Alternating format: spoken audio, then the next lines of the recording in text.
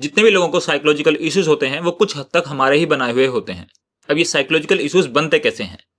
या तो आपकी लाइफ में कोई मिसहैपनिंग हो जाए, जैसे आपने सालों किसी चीज की तैयारी में लगा दिए हों और बाद में रिजल्ट कुछ भी ना आए। और जब इस तरह की चीजें हो जाती हैं तो आदमी धीरे धीरे अपने आप ही डिप्रेशन में जाने लगता है। और जैसे ही डिप्रेशन या फिर एंग्जाइटी लंबे समय तक चलने लगे तो फिर वो क्रोनिक डिप्रेशन बन जाते हैं और क्रोनिक डिप्रेशन से काफी ज्यादा साइकोलॉजिकल इश्यूज पैदा हो जाते हैं। लेकिन अच्छी बात यह है कि हम योगा के थ्रू इन सभी इश्यूज को रिजोल्व कर सकते हैं।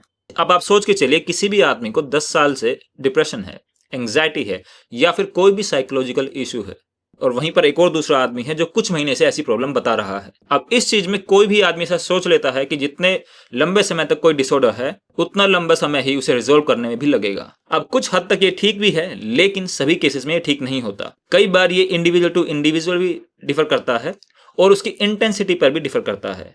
अब एंग्जाइटी, डिप्रेशन या फिर ऐसी कई चीजों से बाहर आने का क्या तरीका है? अगर पेशेंट थोड़ा भी अवेयर है तो वो ब्रेथ वर्क के जरिए यानी प्राणायाम के जरिए उससे बाहर आ सकता है, और अगर वो अवेयर नहीं है तो उसको आपको प्राणायाम करवाना पड़ेगा। और सबसे बड़ी बात, ये किसी की गाइडेंस के अंडर होने चाहिए। जैसे काफी लोग सुने सुनाई बातों पर ही प्राणायाम करने लगते हैं, वो कुछ हद तक ठीक है, लेकिन किस चीज में किस तरह से और कौन सा प्राणायाम करना होगा ये भी काफी ज्यादा मैटर करता है। लेकिन कुछ एक प्राणायाम के ऐसे तरीके हैं जिन्हें हर कोई कर सकता है, जैसे अपनी सांसों पर कंसंट्रेशन करना या फिर सांसों को बाहर निकलते और अंदर जाते हुए देखना। अब ये कुछ एक ऐसी टेक्निक हैं जो आपको सेल्फ अवेयर और प्रेजेंट मोमेंट में रहने के लिए मजबूर कर देती हैं।